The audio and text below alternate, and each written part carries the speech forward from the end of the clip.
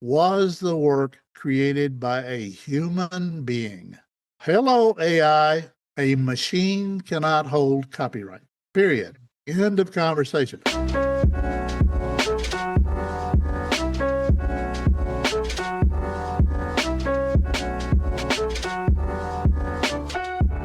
Hello, and welcome to Keyboard. I'm your host, Tembi and Thembi. You can call me either. I love them both.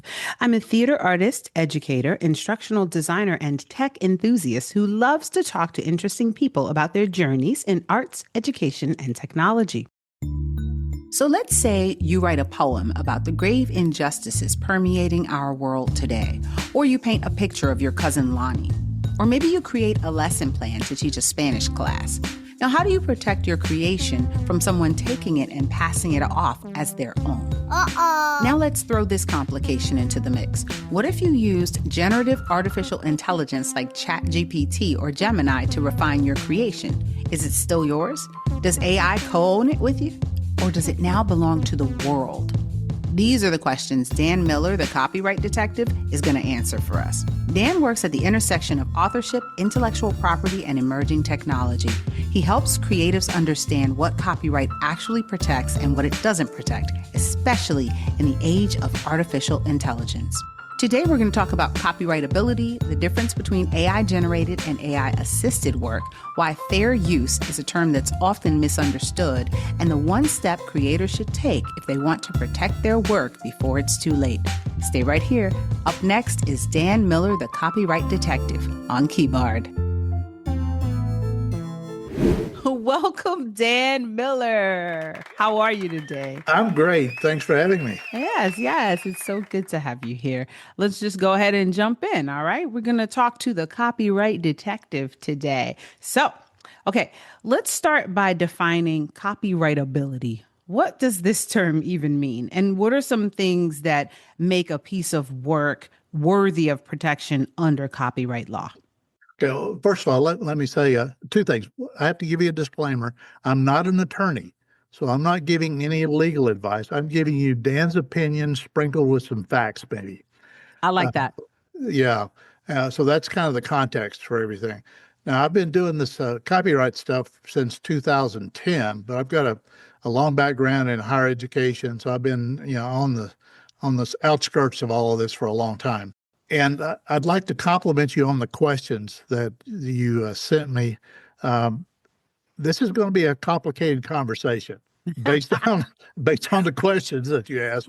Well, thank you for the compliment. I appreciate it. I like to be prepared, and I like to give you a chance to really think deeply about it. So that's awesome. Yeah. Yeah. So this the whole thing about copyright, I like to describe it as kind of like an onion. It has a lot of layers, and all the layers can make you cry. And then you add AI to the whole thing, it just makes a bigger, juicier onion, if you will. So it's a very complex topic that we're dealing with. And you hit with the very first question on kind of the key component to this thing, dealing with writers and authors and anyone who wants to copyright protect their works. When you add the AI component, it just really has and it's happened so rapidly, things are evolving.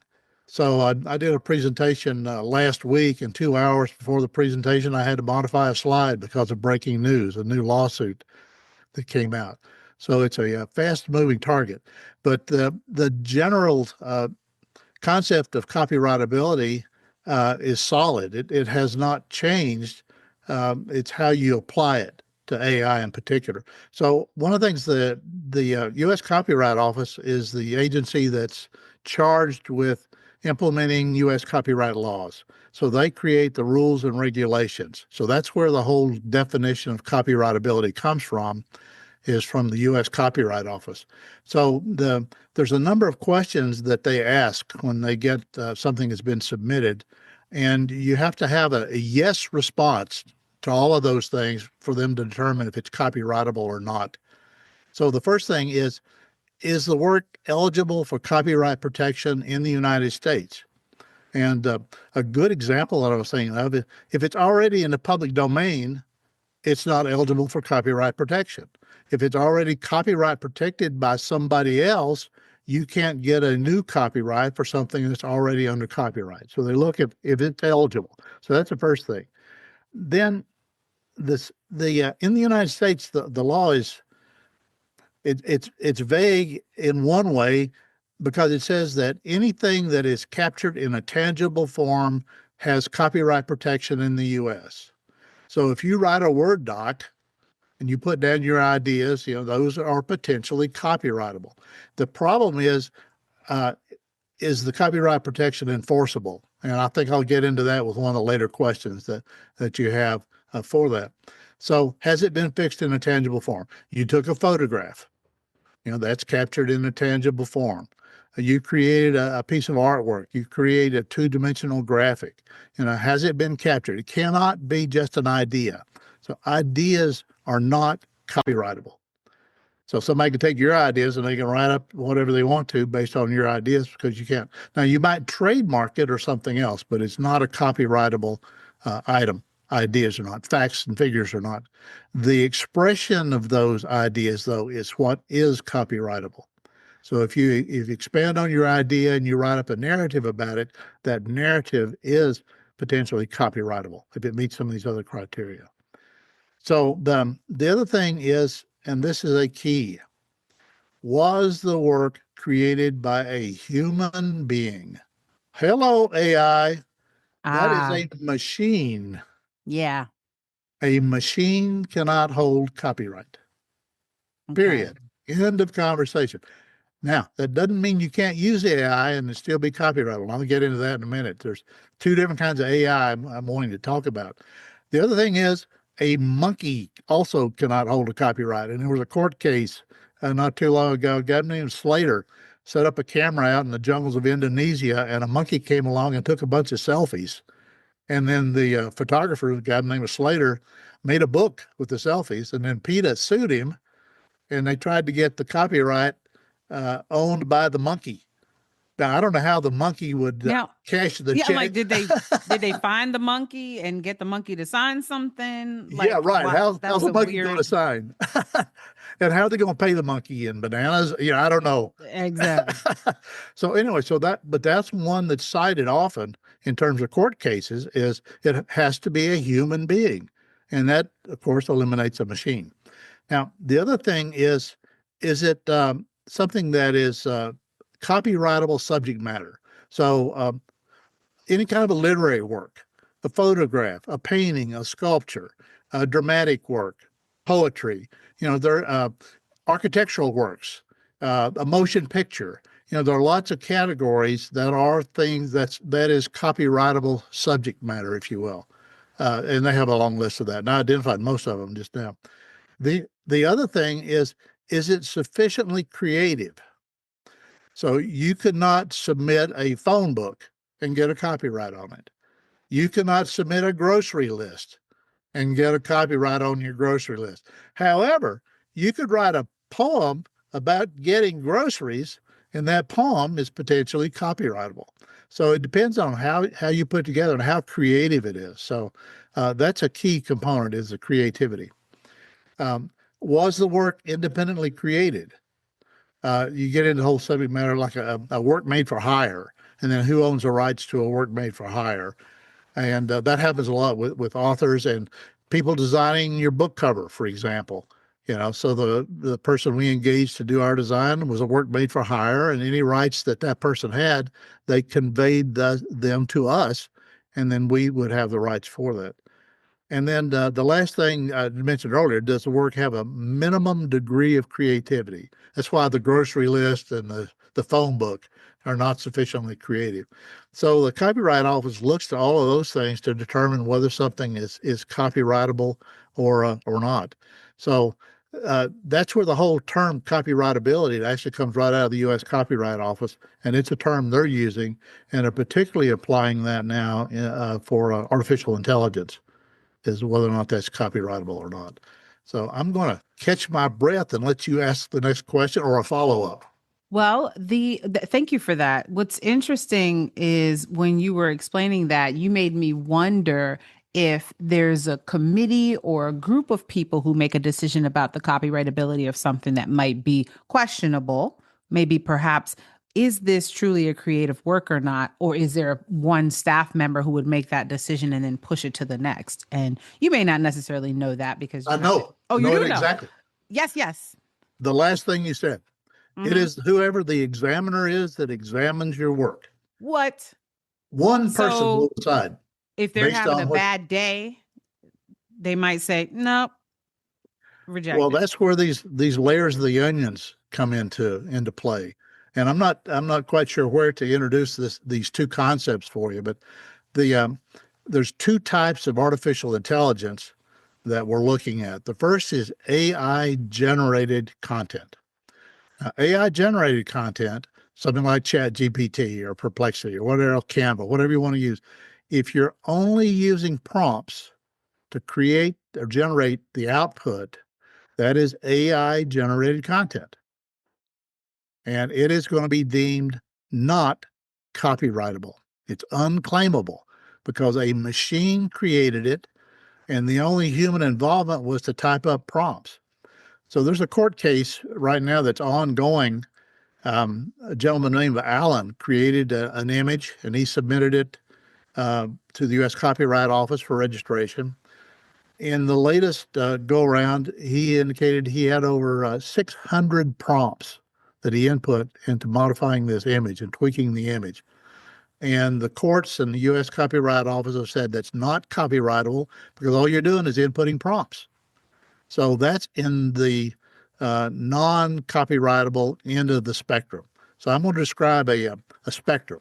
So on one end, you have human created, and that's copyrightable. And on the other extreme, you have AI generated, and that's not copyrightable. Now, here's where the problem comes.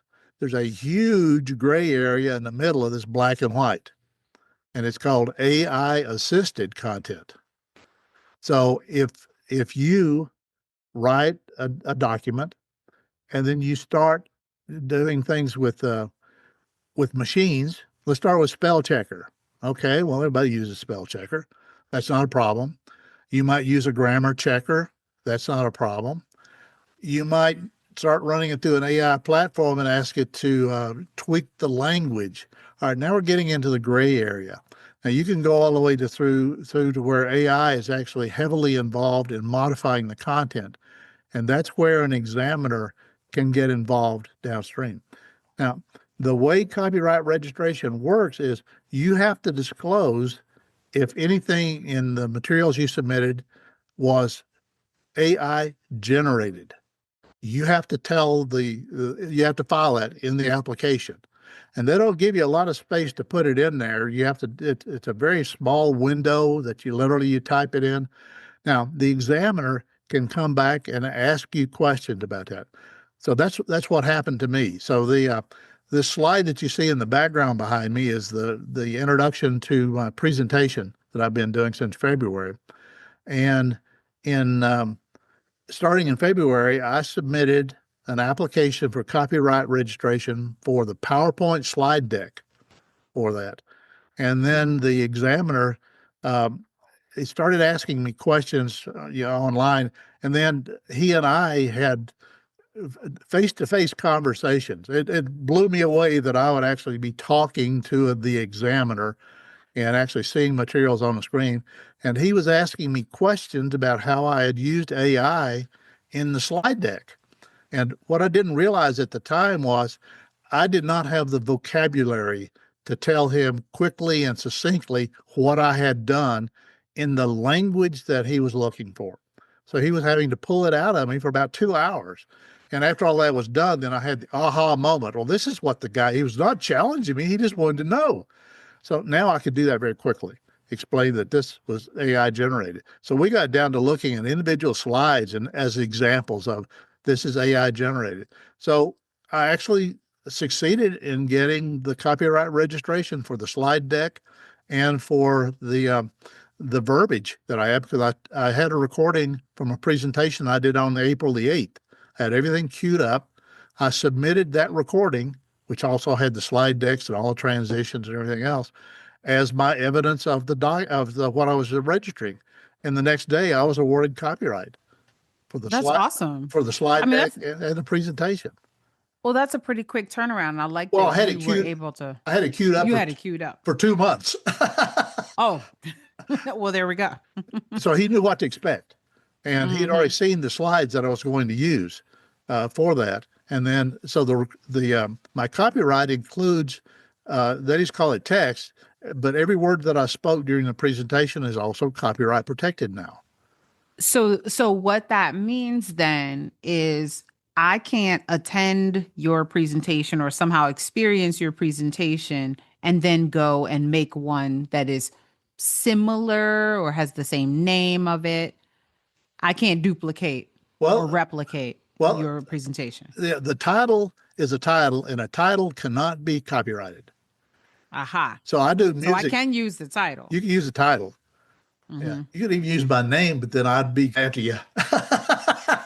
I would be like, hello and welcome. I am Dan Miller. There you go. The copyright here detective. To talk to you. The copyright detective. Yeah. So when is there an issue? This is a creative work. The examiner said yes. So I'll use what you just said as a teaching moment also. Okay. So one of the things that I've got the answer way down in the queue for what you asked me, what does an author do?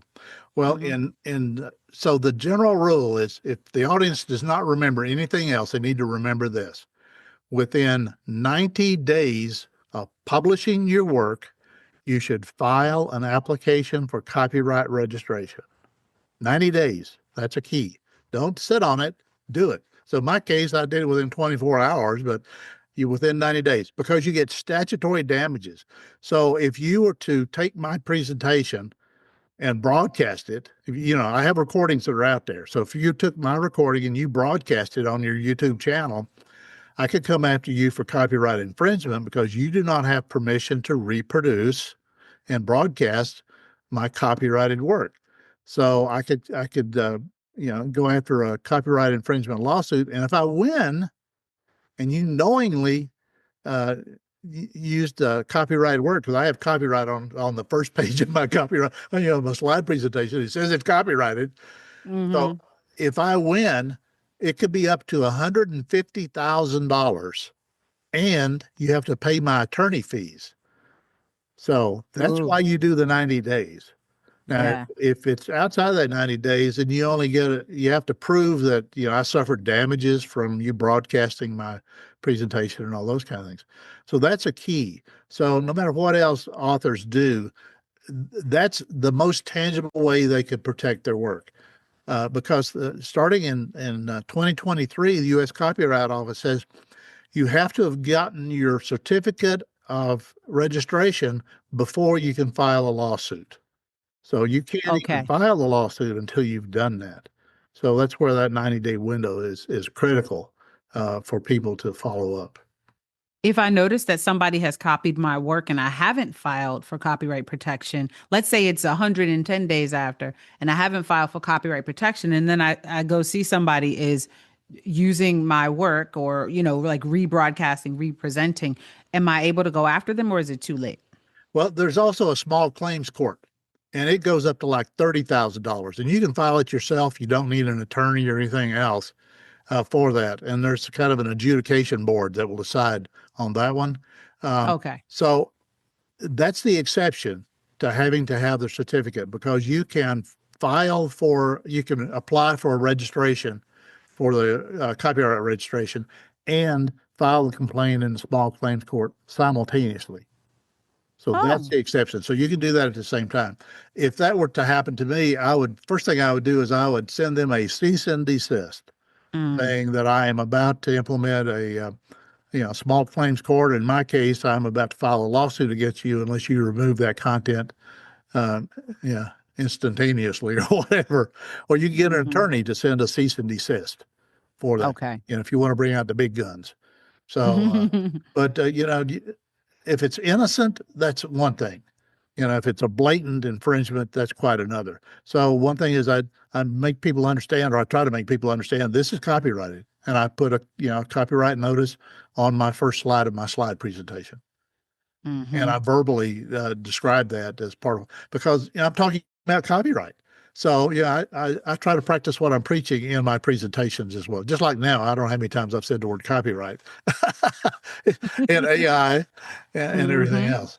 Are there common traps regarding intellectual property or creative property that you've seen writers, publishers, or artists fall into without realizing it? You talked about it could be innocent on the other end, on our side. Are there things that we've done or not done? You mentioned one, which is that 90-day window, get it copyrighted. But what else? Is there anything else? The biggest thing that I get, and I get hit with it frequently, is fair use. Yes, I've heard that. Yeah. And so people say, well, I only want to use 150 words of somebody's book in my book. That's got to be fair use, right? Wrong. So fair use actually is a doctrine used in defense when someone sues you for copyright infringement.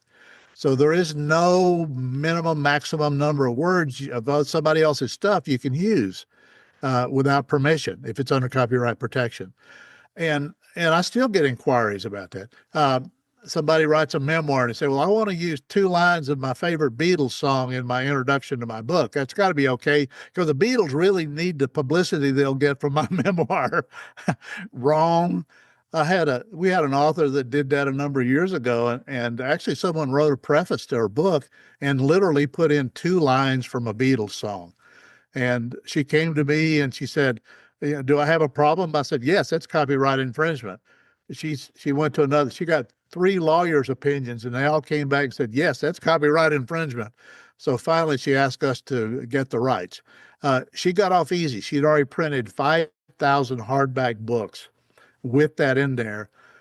She paid $500 to use 2 lines from a Beatles song, and I think she got off lucky Yeah, that's after the that's fact. not bad. That's Yeah, interesting. considering they could have said no, pull that from your book, and she'd had to paste something over that page and all of those books and everything else. So Hmm. that's the first thing is fair use. Unless you're doing a criticism or a commentary, or if it's a scholarly work for your college paper, you know, uh, I recommend don't even go there. Yeah, I'm not an advocate of fair use because a judge is going to decide, and then that judge will decide what your penalty is going to be for doing that. The Hmm. uh, the other thing I've got, and I'm going to click over here. Oh yeah. So the other biggie, and so we're talking about AI, is people's failure to keep track of how they've used AI in creating their work because you have to disclose how you used it. So again, I'm going to go back to my 2 kinds of AI. So AI generated, you absolutely are required to tell the US Copyright Office what you used that was AI generated. Amazon KDP requires the same thing. You have to tell Amazon if you have AI generated content. Now, some major publishers are also requiring that as well. So you have to know where you got it. So I encourage people to keep a tracking log, keep records when you're developing your manuscript. And a lot of these, like I use Perplexity Pro, that's my go to. And it keeps a library of every prompt I've ever written. So I can I can go back and find that, and then I can disclose that. So that's another problem that they have. Now, remember the other side of this equation, this great gray middle area that's called AI assisted. That gets harder. So one of the things and I spoke to an editors group last week, and that we got into this conversation because when you're developing a manuscript, you have revision after revision after revision. My wife did a book, and I think when we were done, she had 168 revisions to her book. Well, if you introduced AI content anywhere in that process, is it on page 43? And what was it? And I'll give you a good example of something that it's easy to identify. I think you asked something about poems in one of your other questions. So let's say that you used AI to generate a poem. Now, all I did is I typed in a prompt, write me a poem about onions making authors cry. And then, so I actually did an exercise on that recently.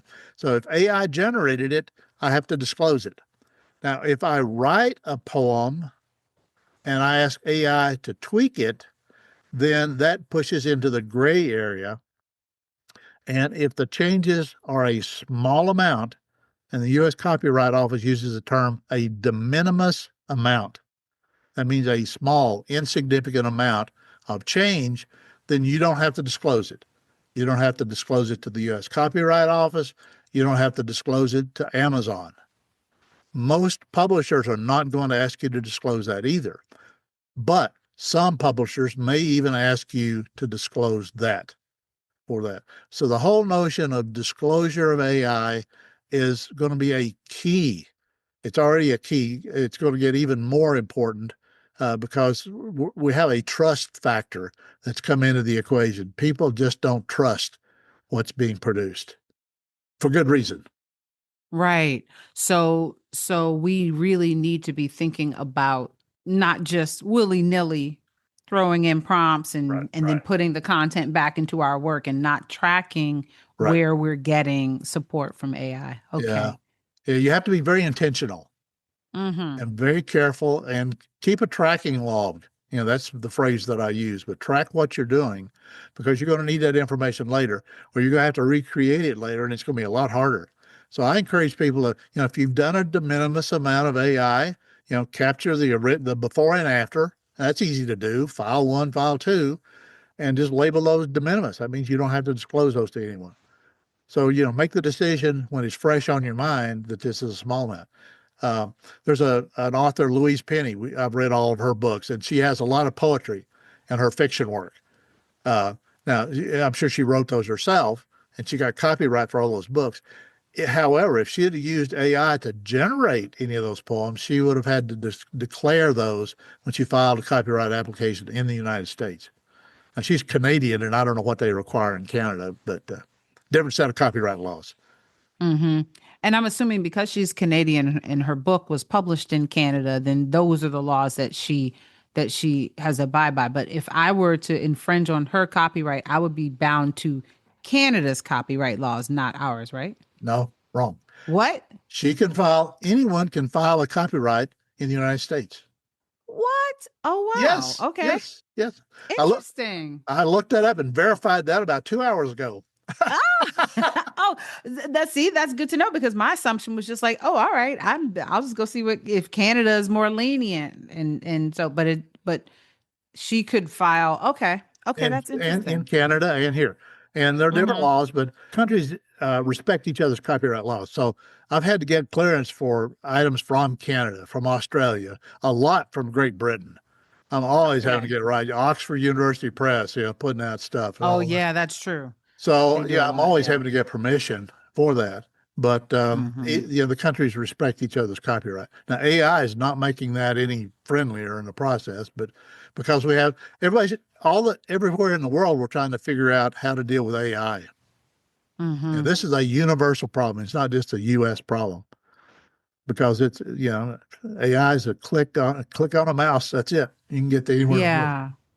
Well, okay, but so then ownership, when we talk about ownership, it sounds to me like what you're saying is, my work remains mine until I start to show a certain amount, like a critical mass of my work now is AI.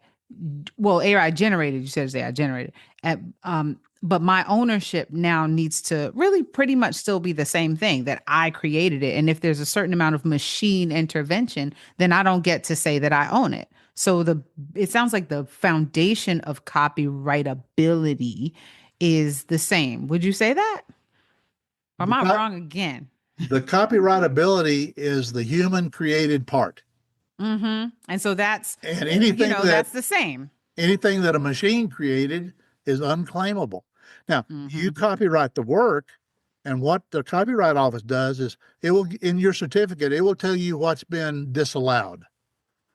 So in case of my slide presentation, AI generated content is not allowed, not copyrightable. Now, what I created, and even my arrangement of the AI generated images, in other words, there's slide 1 has this picture, slide 4 has a different one. My arrangement of those AI generated is also copyright protected, but not the individual images, if you will.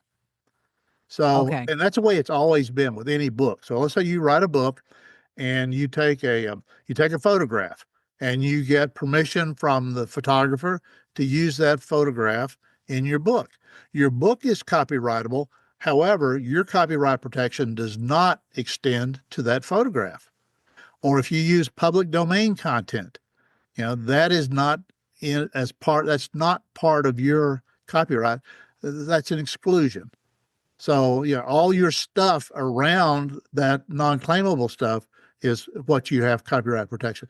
Now, it's real difficult to sort that out, though, on the other end. So the best example I can think of, there's a lady by the name of Chris Castanova who's been testing the U.S. Copyright Office. So she wrote a graphic novel, and she used AI to generate the cover. She used AI to generate the illustrations, and then she wrote the narrative for that. So she filed a copyright registration. She got it. And then she was talking about how she got copyright, blah, blah, blah, blah, blah, for her graphic novel with all this AI generated stuff. Somebody in the U.S. Copyright Office found that. They pulled her copyright. So she reapplied, identified all the pieces that were copyright, and they gave her copyright for how she had organized the book and for the text in the book, but for none of the AI generated content for that. So, okay, so then I could not replicate her book in the order that was created, but I could take the AI content and do something with that. Yeah, because it's out there. Nobody. So Okay. AI generated content, AI does not own. AI is not an owner. AI is a tool. A hammer does not own the house that it built. That's a good analogy. I don't have to check in with the hammer about the house situation. I got it. Okay. So That they're makes very, very clear about that. Now, that doesn't mean they might not like to change that, but that's down the road.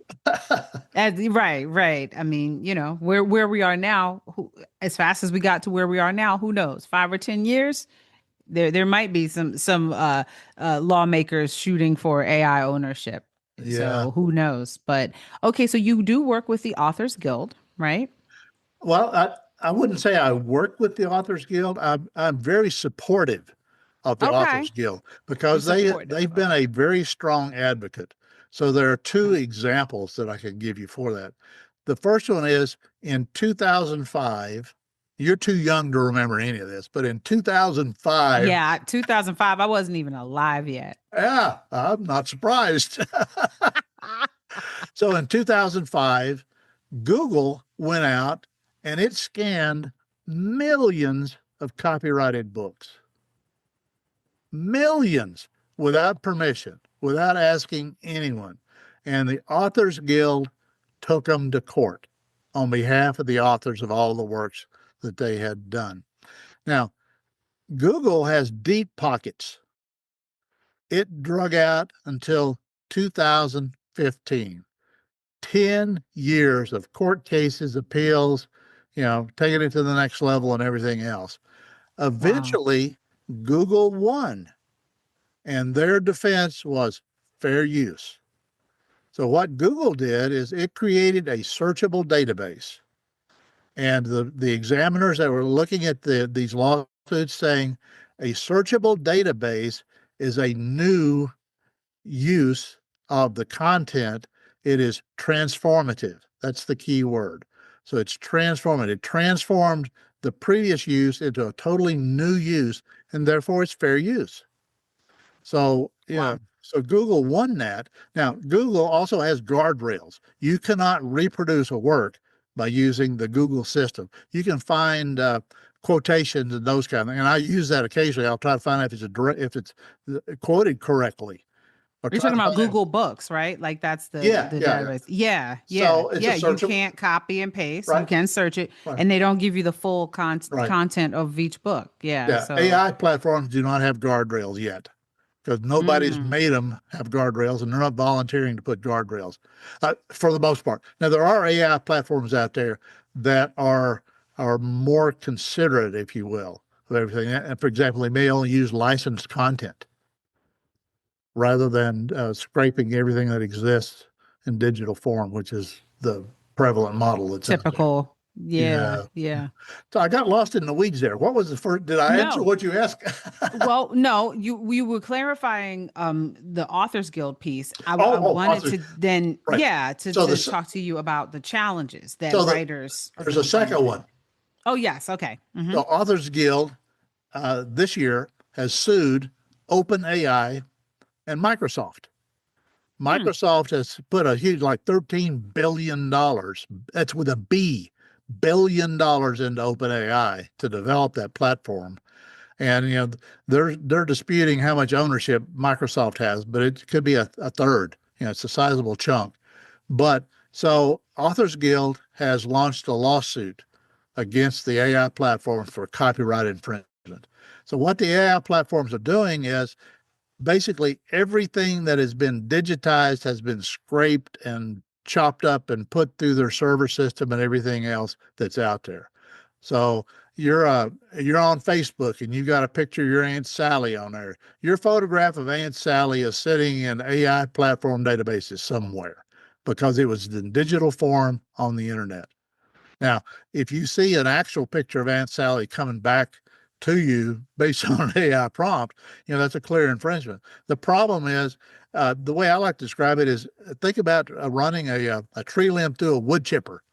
So what these platforms do is they take all that and they run all that stuff through the chipper and they assign numbers to all the bits and pieces, if you will, and then they repackage those kind of things in response to a prompt.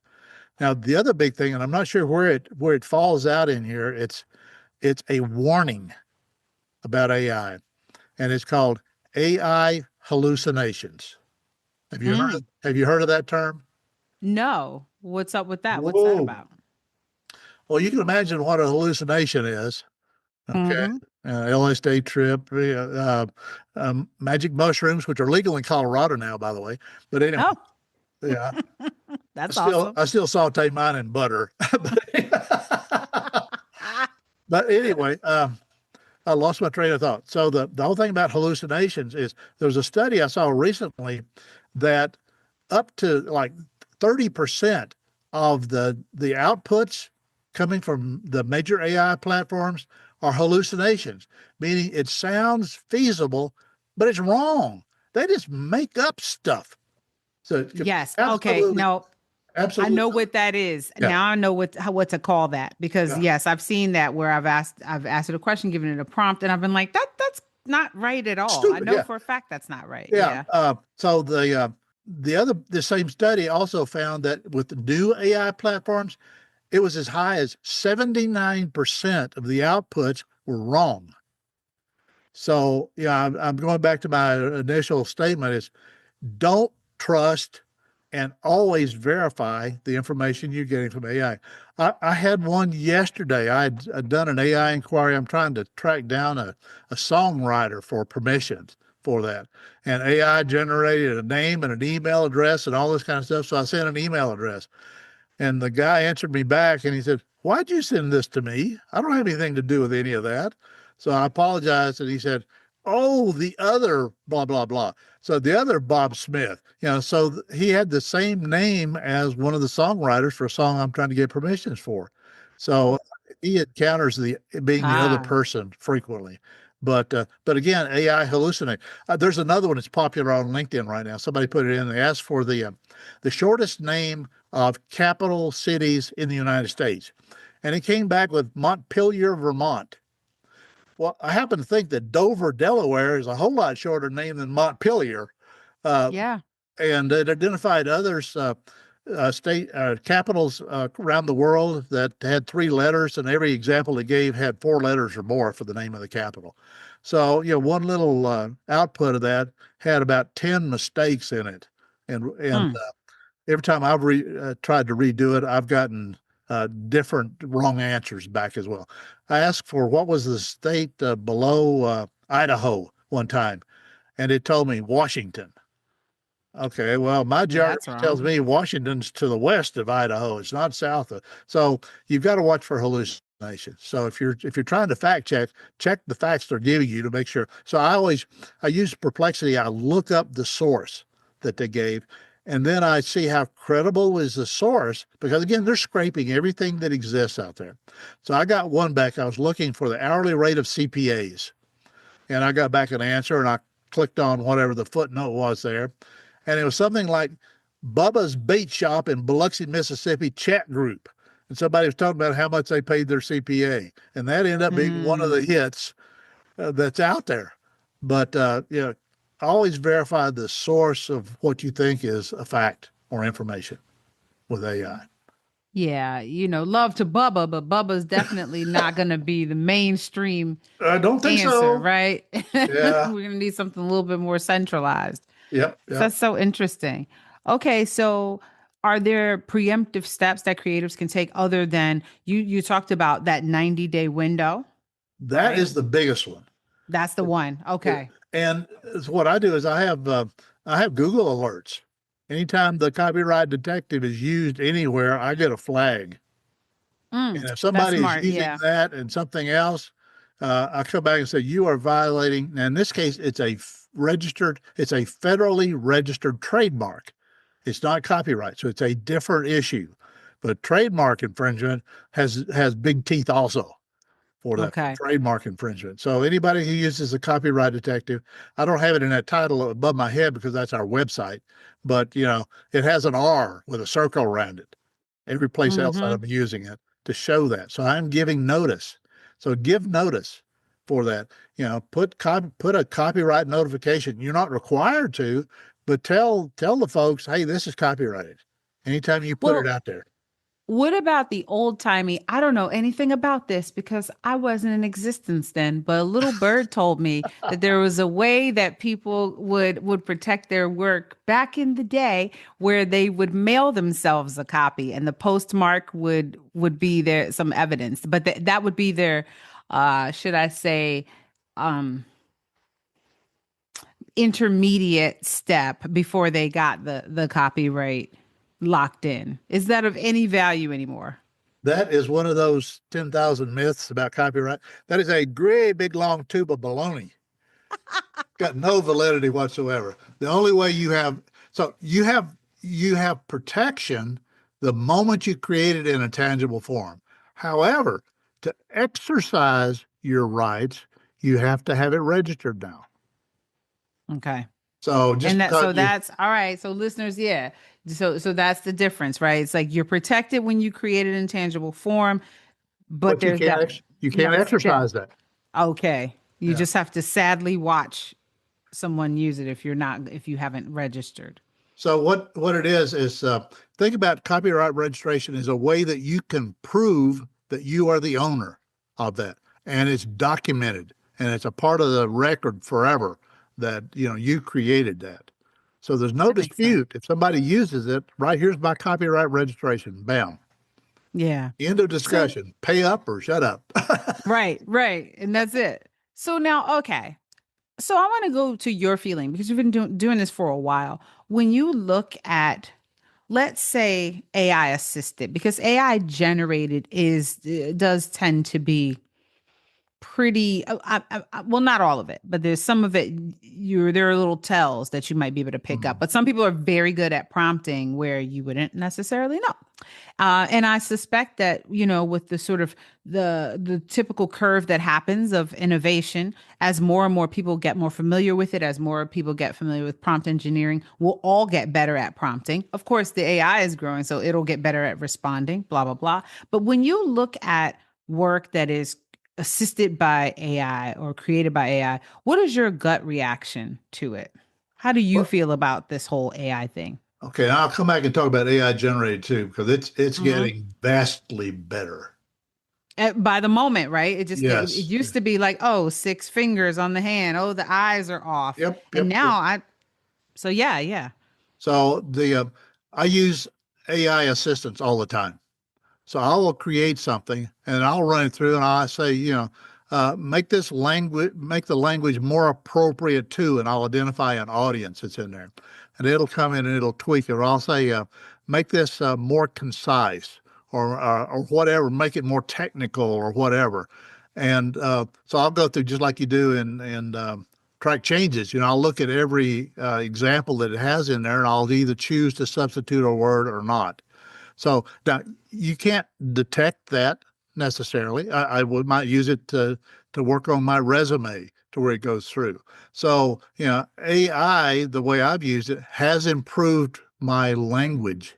It's made it more readable to the audience that's appropriate there. So you can't detect when it's done well. You can't detect it, and the AI detection devices that are out there, maybe they've gotten better in the last couple of months. But the last time I tried it, I'll use this example. My wife wrote a book before AI hit the scene. Nobody could Chat GPT wasn't online or anything else. So I submitted a chapter through an AI detection platform. The results that came back was that it was a 52% that this content was created either by AI or a human. Now, what's the other 48%? Okay, So- I feel like we covered everything with the AI or the human. Yeah, like Yeah, what's maybe left? the little monkey out there created the other amount. in the Indonesian jungle. So anyway, but that will get better as well. AI detection will get better, but will it be perfect? You still need human beings. You still need a human editor, and that's why I was speaking to the editing group that I had there. So they're concerned because they don't know how they're going to tell when something's AI unless it just looks awful. And there are some tells. The EM dashes. AI likes to put EM dashes everywhere is one of the things that they have. It may repeat the same terminology or the same kinds of words. So there are some tells. Now, on the image side, ChatGPT went through a major change about a month or 6 weeks ago for that. And overnight, the image generation got much better. But prior to that, I was getting cartoon looking like things with 6 fingers and 3 arms. I asked it to do a power plant a nuclear power plant that provided power for an AI server farm. And he came back, and you couldn't tell the difference between that and a photograph. It looked like an Wow. actual photograph for that. So it's harder to detect. So that goes back to this whole notion of disclosure. It's whoever is generating that needs to disclose that. So when I'm doing my PowerPoint presentation, under every image that I have in there, I put what it was, what is AI generated or AI assisted, and what platform that I used.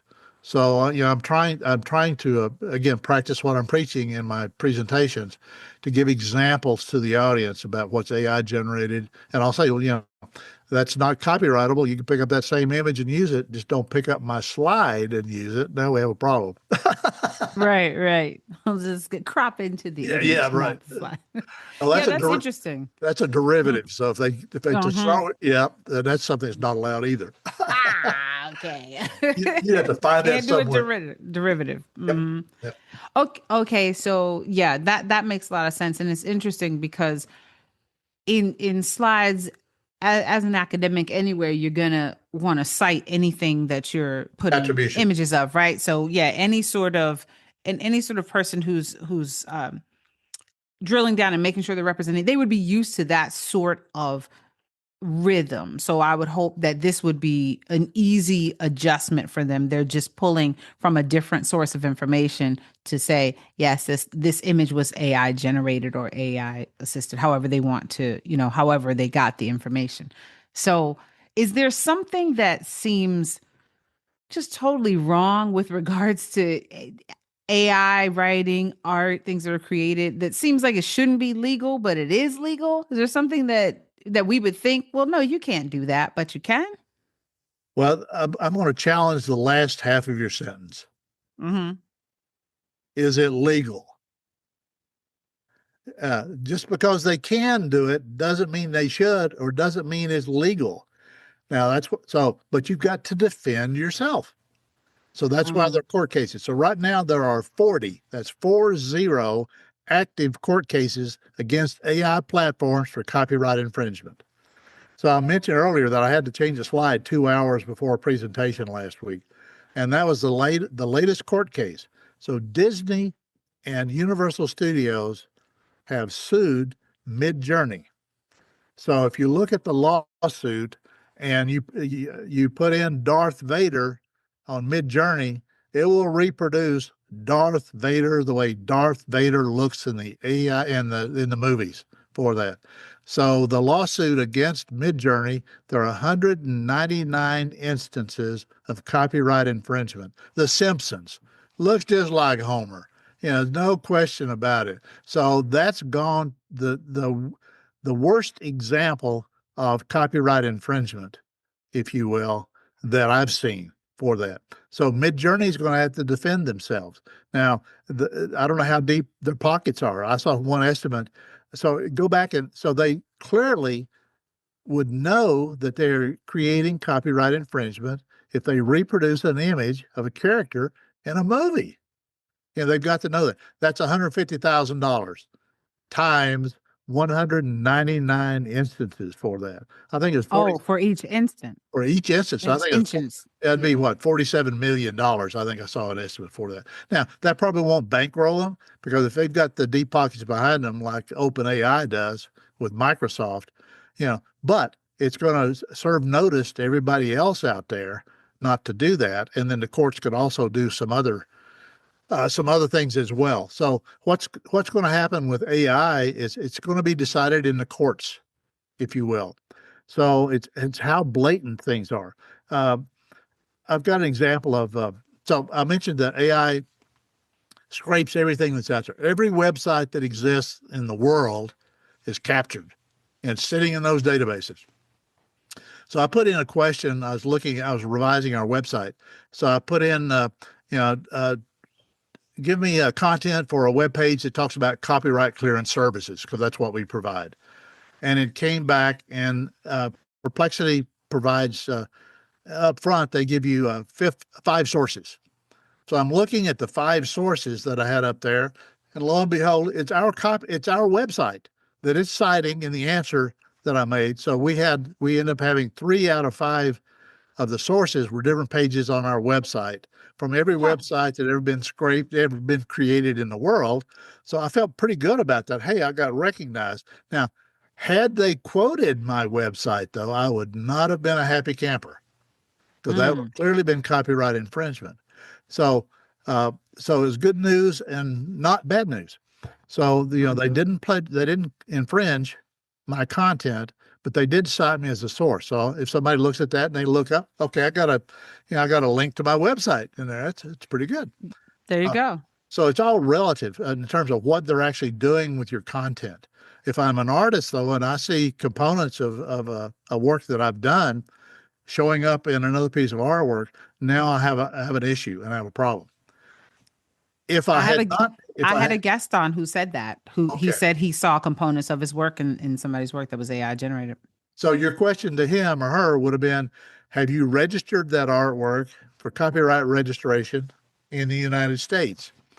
If you have not, too bad, pal. Nothing you can do about it. Now, you have the rights, but you cannot enforce it. Or if you do enforce it, then you're going to get pennies on the dollar if you do get a settlement, because you have to show actual damages for that, not the statutory up to $150,000. So back to that 90-day window is a key. Create it, then register it, and you can do blocks, multiples. So you can have, I don't remember what the numbers are. Let's say 10 pieces of artwork, or whatever else that you want to do. So you can do 10 websites all at one time, web pages, blogs. That's what I was looking at, is copywriting blogs. So you can submit in one process, a number of items like it. Photographs is a good example. I take thousands of photographs and I haven't copyright registered any of them, but I'm also not putting them out for other people to use. So I have not done copyright protection for them. So you have to make the effort to protect yourself, or to be able to enforce your rights. That's the right way to think about it. You're not protecting yourself because it's already happened, but at least you can enforce your rights. You talked about how this is going to be settled in the courts, and it's ongoing and ever shifting. You talked about having to, at the last minute, change one of your slides because you had relevant information that was up to the minute. So what is the best way for creative people to stay updated on the latest in these issues around copyright law? Yeah. Well, what I'm doing is I visit the U.S. Copyright Office frequently is one of the things. Now, the bad news with that is I've also read hundreds of pages of documents that have come out. There are three major reports that came out in the last 8 months out of the U.S. Copyright Office. One of them was, I think it was like 113 pages with 588 footnotes. The Yikes. last report that came out, not light reading, but trying to digest that. So, that's the first thing is get it from the horse's mouth. Or put it into a generator and summarize. And I do that. It's going to hallucinate. It may hallucinate. So what I do is I do that to summarize. And then I go through and I verify that the summary is correct. I actually will download the document and I will look up the pieces and all of those kind of things. Like what are the major points out of this major report that just came out? And I do that. And I use AI as a tool all the time. But, it's not trust but verify. It's don't trust and always verify is the key for that. In terms of what else to do, this is a commercial for me. Go to the copyrightdetective.com and look up my workshop page. And I have recordings of past presentations that are in there. And I have some recordings of podcasts that I've done in there. So look for the latest presentation that I've done. And, I update within hours of doing a presentation. If there's something new that breaks, I'll put it in. So I'm trying to keep up with all this stuff myself. So, I'm a resource and what I've already done. Now, a lot of times it's a private group and they only have the recording within their group and I can't share it, but I have shared, there's 2 or 3 that are on there. I have a YouTube channel that I have those on as well. The other thing, there's a guy by the name of Jonathan Bailey, and he does a blog, Plagiarism Today. And Jonathan is excellent in keeping track. He likes to be the first, you heard it first on, so he'll put the information out. So he's another good one. And I've actually gotten permission from Jonathan. This gradient idea that I mentioned to you earlier about on one side, you have the human author that's copyrightable, and on the other part of the scale, the AI generated is not, and all the gray in between. And Jonathan has identified 10 different uses of AI that run from one side of that to the other in terms of the copyrightability. So I got permission to use his 10 items on a graphic that I created for that. So Jonathan is a great source of up-to-date information. And he was the first one that I saw on LinkedIn that flagged the Disney Universal lawsuit against Midjourney for that. Wow. I would say LinkedIn, but I'd have to put a really big caveat on that because you can get drowned, on LinkedIn. I belong to 22 groups right now. Everybody's talking about AI, but they're talking out of both sides of their mouth. They're coming up with conspiracy theories, and it's a wild, wild west, even on LinkedIn. There's some authorities out there. There's some self-proclaimed authorities, and there's some people who are just blowing smoke, I think. You have to try to sort all that out. So I'd prefer to go to the original source. Look up the U.S. Copyright Office, see what they're saying. Look up court cases. I'm trying to track those. I have 40 I'm trying to watch, so that's kind of a challenge.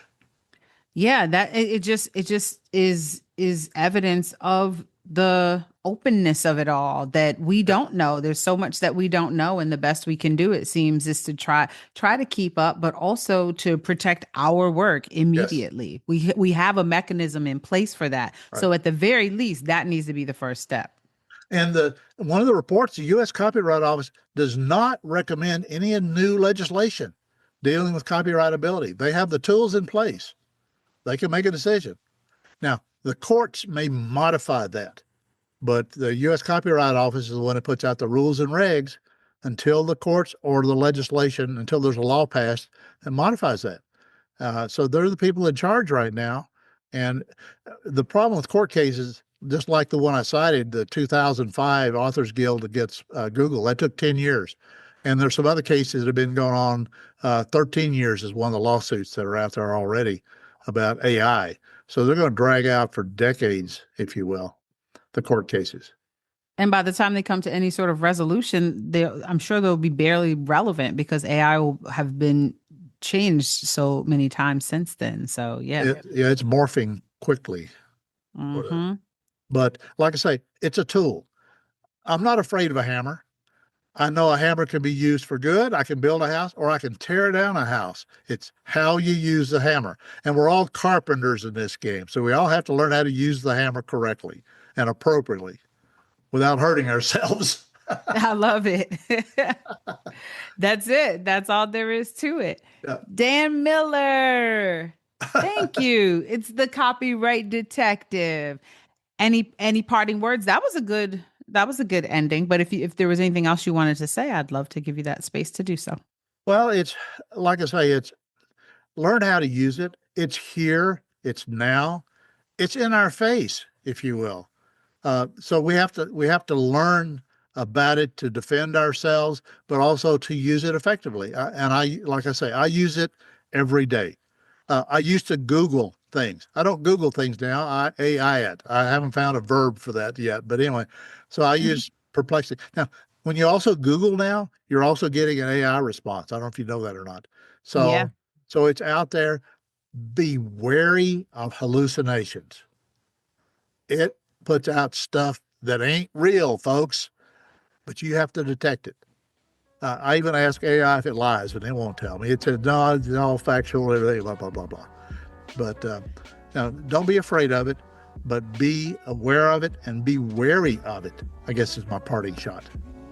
All right. Awesome. Thank you so much for coming on to KeyBard. I'm so glad I got a chance to talk to you. And till next time. Take care. KeyBard is produced, directed, and hosted by Tembi Duncan. Theme music produced by Psycho Sid. If you enjoyed the show, please subscribe, follow, leave a review, and give us a 5-star rating. Your support helps the show reach more listeners, and it means the world to me. Thank you for listening.